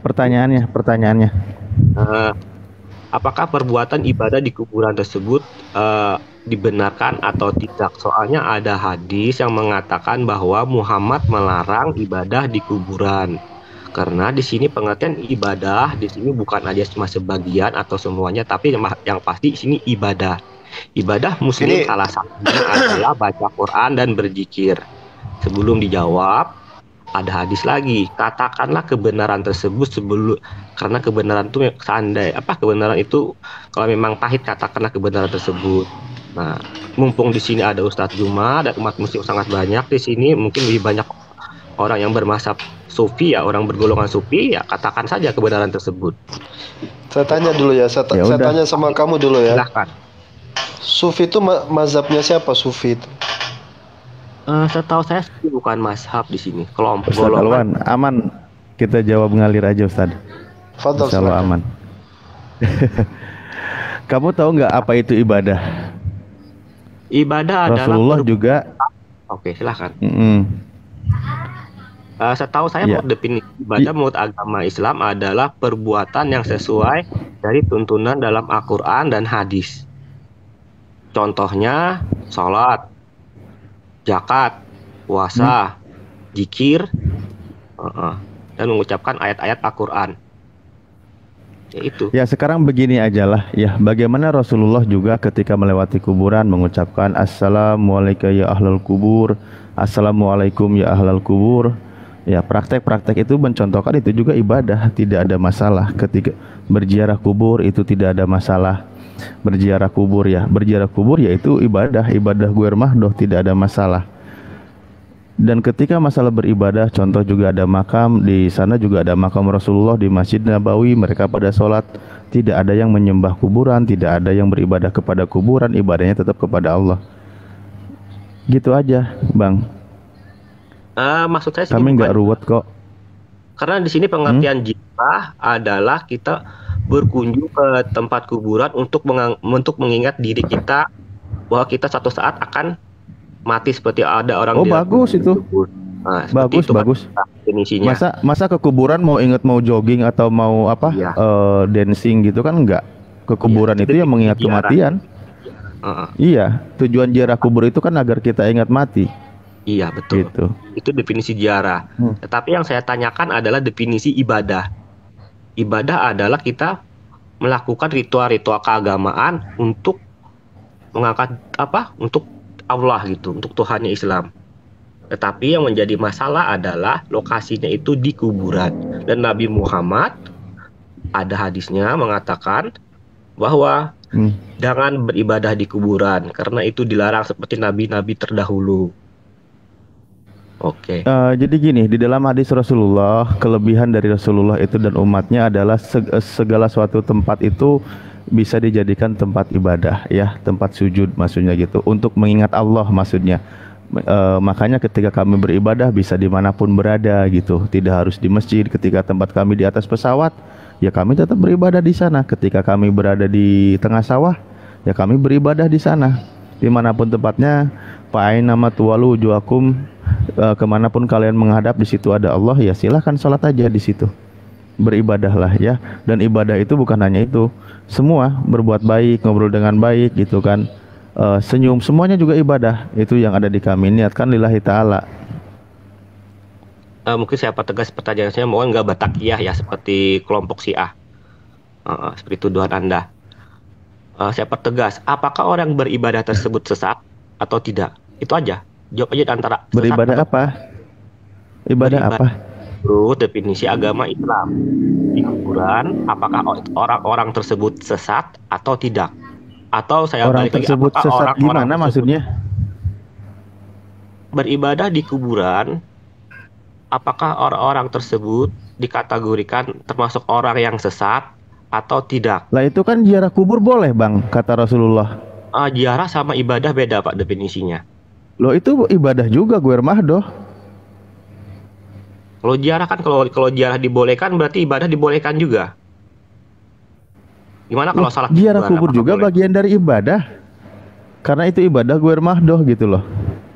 Di situ kalau kita akan mengingat gitu. Enggak, kamu bertanyanya masih kurang mau ekstrim, tapi masih kurang ekstrim sebenarnya berkaitan dengan tawasul atau apa. Tapi nggak apa-apa lah, kita ini aja. Tapi ya sudah, kita bantu jawab semua. Ya di dalam Islam segala sesuatu mintalah kepada Allah. Ketika dia minta kepada selain Allah, maka dia udah kategorinya musyrik gitu, udah kategorinya syirik gitu. Ketika dia memohon kepada selain Allah gitu, ya kayak gitu. Itu kan doa, Pak. Yang saya bahas mengenai hadis dari perkataan Nabi Muhammad melarang ibadah di lokasi atau di pemakaman kuburan gitu. Itu dilarang. Tapi ibadahnya, jawab aja boleh atau tidak. Kalau di Islam itu, kalau dari salaf mengatakan bid'ah. Kalau bid'ah saya lihat definisinya adalah orang-orang yang sesat, orang-orang yang tidak melaksanakan tuntunan dalam Al-Quran dan Sunnah. Oke, gini Bang, kalau kamu mau membahas lebih dalam, itu posisinya orang berada di dalam. Kamu posisinya sebagai siapa? Sebagai Muslim? Saya Kristen. Oh ya, nggak bisa, susah. Ya harus dijawab, seperti Anda juga membahas tentang Alkitab. Masalahnya Anda sendiri nggak paham, Anda sendiri nggak paham yang dibahasnya, bingung. Anda sendiri nggak paham. Cuma dipilih aja Pak, pilihan ganda aja. Apakah sesat atau tidak? Itu aja, pilih aja. Mumpung ada 700 orang nih yang nonton di... Iya, yang jelas sesat itu yang tidak beriman kepada Allah dan tidak menerima kenabian Nabi Muhammad, bukan sesat lagi itu yang udah jelas. Jangan bertakiyah Pak, saya perjelas. Apakah orang yang bertakiyah? Takiyah itu emang apa sih? Dari pertanyaan saya, yang saya tanyakan kan tempat orang beribadah, bukan masalah beriman. Yang saya bahas tentang ibadah, lokasi ibadah. Iya. Jawab aja. Sekarang gini, di Masjid Nabawi itu ada makam Rasulullah, di sana ada orang beribadah, ada orang sholat. Itu kamu mau bilang apa? Itu. Ya terserah, yang penting ada hadisnya mengatakan seperti itu. Ya terserah. Makanya kalau bukan orang dalam, pembahasannya susah karena nggak paham gitu loh. Ya. Oke, gitu aja sih sebenarnya. Mungkin jawabannya boleh Pak ya, beribadah di kuburan. Ya beribadahnya seperti apa gitu loh. Masuk ke dalam kuburan gitu. Udah ribet pertanyaannya aja nggak paham. Lanjut lagi Ustadz Alwan. Tuh kan Bang Juma malah jadi kebental lagi. Ibadahnya tentang zikir atau tentang baca Quran di kuburan itu apakah boleh atau tidak? Itu aja. Saya baca saya menyaksikan langsung orang-orang yang ziarah ke wali gitu. Seperti Wali Songo. Saya lihat langsung di sampingnya ada masjid, di sampingnya ada pemakaman. Mereka lebih senang ibadah di pemakaman daripada ibadah di masjidnya. Oke, sekarang gini aja kalau gitu ya. Saya ini aja. Ini berapa menit lagi Ustadz Alwan kasih kesempatan. Kalau boleh kenapa, kalau tidak boleh kenapa? Kalau boleh kenapa, kalau tidak boleh kenapa? Ya minimal kan dari pernyataan jawaban Anda kan bisa mengingatkan umat muslim yang melakukan ritual-ritual keagamaan. Umat muslim sendiri ketika berbeda pendapat, ada yang mengatakan boleh dan ada yang mengatakan tidak boleh, dia mau ngikutin yang mana, terus masalahnya di mana? Masalahnya gitu ya aja. Jawab aja, nanti biar umat muslim nanti yang menilai. Ya ini jawaban saya. Misal gini, ini kan kamu tahu mengenai berkaitan dengan perbedaan pendapat. Nah sekarang perbedaan pendapat ini ada yang mengatakan boleh, ada yang mengatakan tidak boleh. Terus masalah buatmu apa? Berarti menurut Bapak ibadah di kuburan itu boleh? Menurut Bapak? Bilang aja Pak, boleh gitu. Jangan menurut saya, kan menurut muslim ulama kan. Kamu kan sedang mencari perbedaan di sini. Ada yang mengatakan boleh, dan ada yang mengatakan tidak boleh katanya kan. Ya sekarang masalahnya apa? Ya, saya mengambil jawaban Anda dari pandangan dari ulama mana. Iya, jawabannya boleh atau tidak. Ini maksa bener ini. Loh, iya, memang silakan saja mau ngikut, mau yang boleh, yang boleh silakan lakukan, yang tidak boleh tidak dilakukan. Kan gitu. Yang keduanya itu yang sama. Jadi gini, yang membolehkan dan yang tidak membolehkan, tetapi sepakat tidak boleh memohon kepada selain Allah. Karena memohon itu, meminta itu, beribadah itu hanya kepada Allah. Gitu aja. Ya, saya lihat juga semuanya beribadah kepada Allah, Pak, meskipun di kuburan. Tapi yang menjadi masalah ada perkataan dari Muhammad, dilarang beribadah di kuburan. Terserah mau dia beribadah senama Allah atau senama dia minta-minta, itu terserah.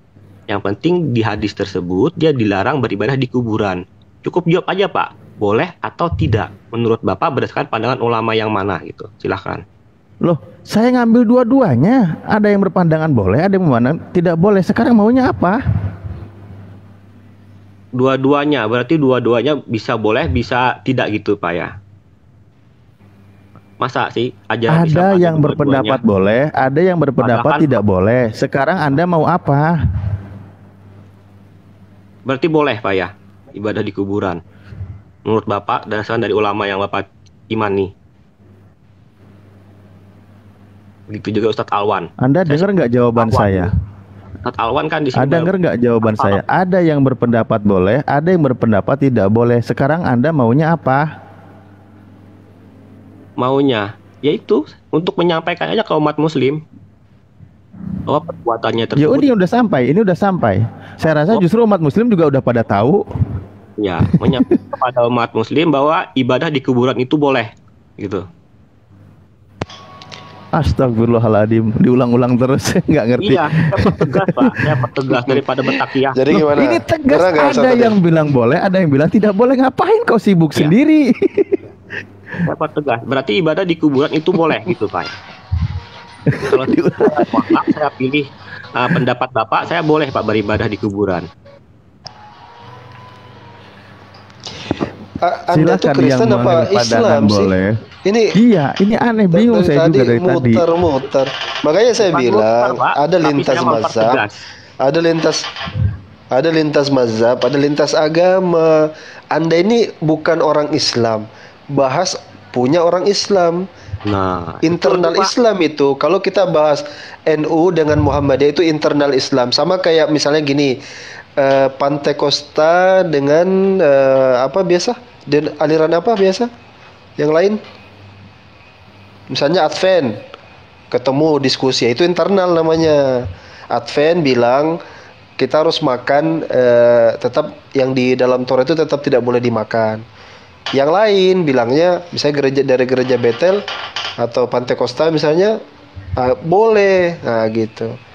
Ya, itu betul. Masa saya Muslim tiba-tiba datang ke sana, kamu kenapa gereja Advent hari ke-7 kenapa tidak makan babi? Makan babi dong. Masa kalah sama yang Protestan yang lain? Kan itu internal kalian. Itu perbedaan pendapat di antara kalian. Paham tidak? Ya, nah sekarang kamu bahas bersemangat membahas Alkitab. Masa saya tidak boleh bersemangat membahas tentang keislaman? Kan lintas agama. Tahu enggak kamu membedakan mana lintas agama, mana lintas mazhab? Ya, ini lintas agama juga. Saya ini dari orang yang tahu tentang keislaman. Iya, enggak lintas agama. Iya. Tanya tentang agama itu kamu tanya tentang Quran, bukan tanya tentang perbedaan antara denominasi atau aliran. Itu tadi yang kamu tanya itu aliran. Saya sudah katakan perbedaan itu dibolehkan selama perbedaannya furu'. Lagian juga kamu tidak bisa bedakan mana sufi dibilang mazhab. Ibadah juga nanti kita terangin ibadah yang mana yang kamu maksud. Kamu nggak bisa jelaskan. Apakah yang kamu maksud itu tawassul, tabarruk? Kan gitu. Jadi wasting time, buang-buang waktu. Nah sekarang fokus. Kamu tanya saja lintas agama. Bandingkan antara Kristen dan Islam. Itu lintas agama. Bukan Islam dengan Islam yang dibandingkan. Kecuali kamu mau syahadat, saya syahadatkan sekarang. Baru saya jelasin. Jelaskan aja, mau syahadat. Tidak perlu penjelasan, saya juga cukup dipilih aja. Enggak. Sekarang saya kasih contoh. Saya kasih contoh. Apa itu tabarruk? Tahu tabarruk enggak? Tidak. Teng tong teng. Lebih baik Bapak pilih dulu jawaban saya baru Bapak jelaskan. Tawasul tahu enggak tawasul? Tidak. Eng ong eng. Terus ngapain tanya-tanya yang dikubur? Nggak ada satu umat Islam itu yang sembah kubur, nggak ada. Nggak ada. Apa umat Islam yang sembah kubur? Yang beribadah kan? tentang hadis tersebut. Dilarang beribadah di kuburan. Makanya gini, saya nasihatin, itu aja yang saya tanyakan. Saya nasihatin ya. Kamu belajar aja dulu bagus-bagus, pahami dulu soalnya supaya orang nggak salah paham. Di sini banyak yang nonton ini. Iya, mumpung banyak nonton ini, Pak. Saya Justru banyak yang nonton itu, makanya saya harus luruskan. Justru karena banyak yang nonton itu, biar nggak dibilang lagi ngelenong kitanya di sini. Orang jadi tahu ini lagi di mana gitu. Itu sama saja kayak kamu itu lagi di mall, terus kamu itu apa Ustadz Alif yang nyeleneh kalau kita lagi ke mall misalnya. Ya. Bisa kamu masuk di mall terus kamu tanya, di sini ada kalau kolam renang biasa ada di mall nggak ya, Ustadz Alif ya? Mandi bola ada mandi bola. Mandi bola ada. Kalau mandi bola masih ada. Apa yang agak-agak nyeleneh ya? Misal kayak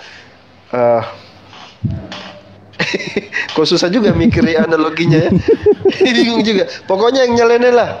Yang nyeleneh gitulah. Orang lagi diskusi apa, bahas apa. Kamu cari Komal Islam, kamu nonton kalau yang lintas mazhab. Ini kita lagi di lintas agama. Ya, misalnya mau cari perdebatan antara ini ya, itu ada itu nanti di komal itu aja. Oke, saya kan tanya kepada Ustadz Alwan aja di sini sebenarnya. Ini sudah pertanyaan keempat kali dia. Ustadz Alwan di sini yang berbeda golongannya. Saya tanya kepada terserah ini mau dikasih tema baru atau apa, yang penting saya fokus kepada ke sana. Tolong jelaskan. Bakwan ada, cari di mall bakwan ada. Coba cari yang nyeleneh coba. Ayo bantu saya dulu, kasih ide. Ayo di mall cari apa yang juga kayaknya ada nih sekarang. Ada di mall itu hampir ada semua. Coba cari apa di mall yang nggak sesuai tempatnya atau apa? Sesuai hadis dari Muhammad, katakanlah kebenaran itu meskipun kebenaran itu pahit. Mandi lumpur. Iya betul. Betul, mandi lumpur di mall misalnya kayak gitu. Beli kerupuk petis, tanam padi di mall misalnya gitu. Saya lebih jangan yang aneh-aneh lah Bang. Pasar malam. Saya lebih cari terasi. Ustadz Alwan, saya lebih salut kepada kelompok salaf Wahabi. Mereka lebih tegas mengatakan meskipun mereka siap untuk Salabi. Salaf Wahabi. Mereka Salaf Wahabi. Iya kan ada kasus yang di Madura itu Pak. Mereka coba sebutkan Ustadz Salaf Wahabi itu siapa? Baru tahu Pak. Saya sering lihat juga di TikTok itu. Saya dari pernyataan dia. Nggak tahu, aduh ya, capek. Mungkin saya cari bisa aja Pak. Iya, Bang Tuma kemana ini? Udah pergi ya ternyata. Hati-hati dengan saya yang bisa membaca suara ya. Jangan macam-macam. Mending mute aja. Mute. Mending di mute. Mau makan dulu. Ya, tadi makan dulu. Ya, makan lagi ya. Silakan. Hati-hati dengan saya ya. Oke. Sudah. Dharma gitu ya. Ini ada muslim yang iya, itu seperti ini contoh gini. Tadi contoh yang bagus gini. Dia ke tukang besi, nyari bakwan, masuk ke dalam, tok. Permisi Bang, ada jual bakwan di sini. Ente siapa? Kenapa cari-cari bakwan di sini? Gitu. Oke lah. Bukan di tempatnya. Iya. Jadi kalau misalnya Anda mau tanya tentang internal perbedaan pendapat di kalangan Islam, itu tidak ada sangkut pautnya. Tidak boleh memaksa. Oke. Sekarang kamu dari tadi tidak bela Alkitab kamu. Gimana cara membelanya Pak? Sudah dibahas. Siapa yang bahas? Kamu nggak bahas sedikit pun. Itu yang harus kamu bela itu. Tidak ada gunanya. Harus kamu. Kenapa nggak ada gunanya? Kenapa? Iya. Mau bagaimanapun cara menjelaskannya, tetap kalian tidak meyakini. Bukan untuk meyakini. Memperolok-olok, menarasikan yang tidak sesuai apa yang kami gambarkan. Coba kamu jelaskan tentang ayat yang dihapus itu. Gimana? Sudah saya tunjukkan tadi data-datanya segala macam. Coba. Oke, Anda kan menuduh ada kelompok orang Kristen di barat sana yang menghapus yang mengadakan ayat Al-Quran dihapus gitu. Itu kelompok orang itu saya jelasin ya. Saya jelasin kelompok orang itu ya. Jadi mereka itu adalah pakar perjanjian baru. Pakar ini deh. Mereka itu punya akses ke manuskrip asli. Mereka itu profesor di sekolah tinggi-tinggi teologi di barat sana. Jadi mereka punya kapasitas. Mereka bahkan bikin Bible. Mereka bahkan penerbit Bible. Mungkin kelasnya seperti LAI di barat sana. Mereka itu sudah jujur mau mengakui bahwa ada ayat Alkitab mereka yang palsu dan mereka rela membuangnya. Sudah saya tunjukkan tadi. Kenapa mereka buang? Karena di teks Yunaninya, naskah aslinya, naskah kopiannya, manuskripnya itu tidak ada. Jadi dia dihapus, dibuang. Nah, sekarang kamu nih yang awam ini, mau tidak dapat pencerahan dari mereka gitu. Artinya rela, ikhlas tidak ayat-ayat itu dihapuskan, dibuang, rela tidak? Sebelum saya menjawab, saya balik dulu dari pertanyaan Anda, Pak Ustadz Ahwan. Bagaimana kalau saya bandingkan dengan ada kelompok Islam Ahmadiyah, juga seorang Muslim, Al-Qurannya sama, Nabi Muhammadnya sama, cuma yang membedakan adalah dia punya Nabi baru. Lalu apa bedanya dengan narasi Pak Ustadz Alwan tentang kekristenan? Ya sama aja. Baik. Pertama itu tidak apple to apple, itu tidak sama. Apple to apple tuh Pak Ustadz. Tidak sama. Ahmadiyah itu mungkin kamu cukup samakan dengan Mormon. Tahu Mormon? Joseph Smith punya nabi baru, namanya Joseph Smith. Ahmadiyah juga itu menganggap Mirza Ghulam Ahmad itu, setahu saya, apakah nabi atau tidak, nanti kita cross check. Tapi itu tidak apple to apple, itu cocoknya dengan Mormon. Yang saya cerita ini loh, lembaga resmi LAI, seperti LAI. Apple to apple-nya Pak. Oke. Menghapus. Nah, Ahmadiyah itu tidak menghapus ayat Al-Quran. Dia tidak bilang ada ayat yang palsu di Al-Quran. Kalau cari apple to apple itu yang sejajar, yang sama-sama buah-buahan. Ya, itu apple to apple namanya. Nah, sekarang Ahmadiyah itu tidak mengatakan ada ayat palsu di dalam Alkitab atau di Al-Quran. Nah, kamu ini, di kalangan kamu ini ada pakar, bukan sempalan ini, pakar. Ada ayat palsu dibuat. Nah, gimana? Saya tidak bisa Pak menjawab tersebut. Kalau Bapak juga tidak bisa menjawab pertanyaan saya mengenai Ahmadiyah. Kan apple to apple-nya. Apple to apple-nya di Ahmadiyah apple dia Muslim, Bapak Muslim. Apple dari Kristen. Tahu apple to apple. Sekarang saya tanya, Ahmadiyah ayat mana yang dia katakan minta dihapus? Ahmadiyah ayat mana yang dia katakan dihapus? Beda kasusnya. Berarti beda kasus, berarti tidak apple to apple. Beda kasus berarti tidak apple to apple. Ini capek nih, Kang Alif, majulah. Wah, nggak ada Pak Kristen yang, aduh. Dia mungkin nyari jeruk ketemu jeruk kali. Bukan apel sama apel lagi. Aduh. Ada. Ya sudahlah. Bang Buro. Tapi tadi saya hanya menyampaikan pertanyaan saya yang pertama, tapi saya tidak mau lagi menjawab mengutarakan jawaban Pak Ustadz. Jadi saya akhiri dulu ya Pak Ustadz ya. Oke, salam. Ya, siap. Ya, ada tempatnya ya Pak ya, diskusi itu ada tempatnya, tema yang diangkatnya gitu. Maksa banget tadi itu nyuruh. Kalau mau ngomongin beda pendapat pun apa pusingnya sebenarnya. Iya. Assalamualaikum warahmatullahi wabarakatuh. Waalaikumsalam warahmatullahi wabarakatuh. Saya bukan tidak ada dalil yang dikeluarkan ya saudara-saudaraku. Cuman kita untuk apa juga ngeluarin dalil-dalilnya, hadis-hadisnya gitu. Toh dia sendiri nggak paham gitu loh. dengan yang ditanya gitu kan.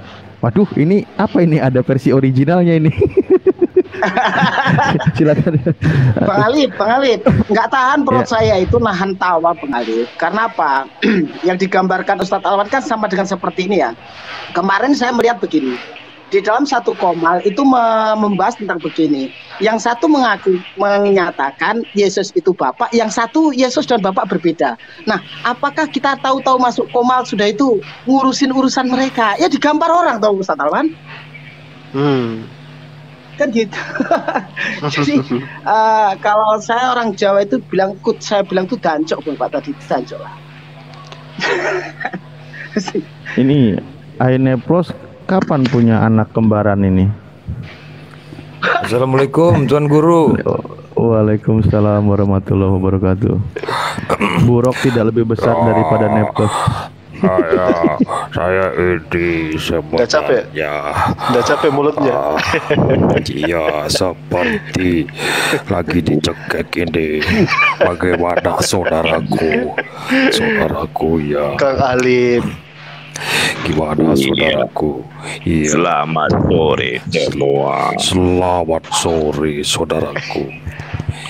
Kok ada kembaran aku di sini.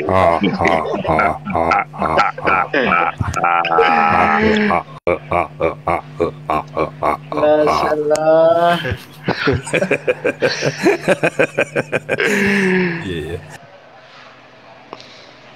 Kembaranku kok baru nongol. Aku udah dari tadi. Aku juga aku lupa tadi. Iya, saudaraku. Ya saudaraku, silakan.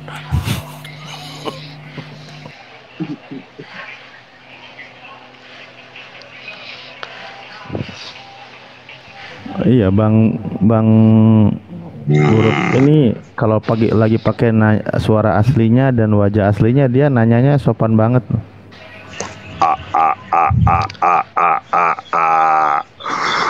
Yang mana coba tebak? Nadamu itu mirip Opung Lamsen, mirip-mirip itu. Sekarang aja udah mulai digeser-geser. Aduh, biasanya mirip Opung Lamsen logatnya ya, logatnya. Apa ini saudara? Kau pikir aku ini belender? Nanti kau di belender. Jangan cara bicara lah kau ini. Woi. Tapi kayaknya Ustadz Alwan sudah tahu dari pagi ya Pak Ustadz Alwan ya. Woi. Sudah dong. Sudah terbaca langsung.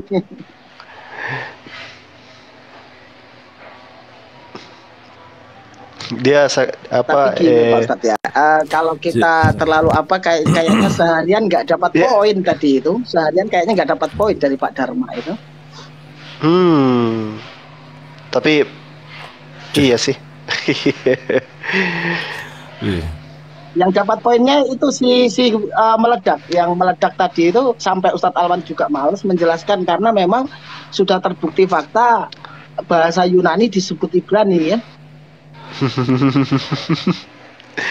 Iya. Sampai Oke, silakan Bang Neflos.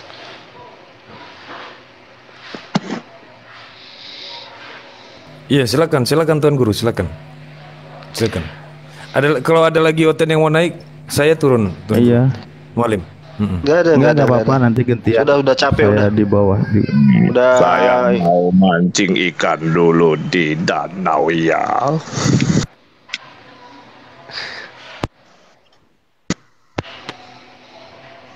Oi. Tadi Pak Pipo minta naik loh tadi. Nggak ada lagi ya? Nggak ada lagi. Ustadz Alwan, padahal gini loh Pak Ustadz Alwan, maksud Bang Neflos itu kalau ada Oten naik biar saya hadapi gitu, cuman kan bahasa rendahnya itu biar saya turun gitu loh Pak Ustadz Alwan.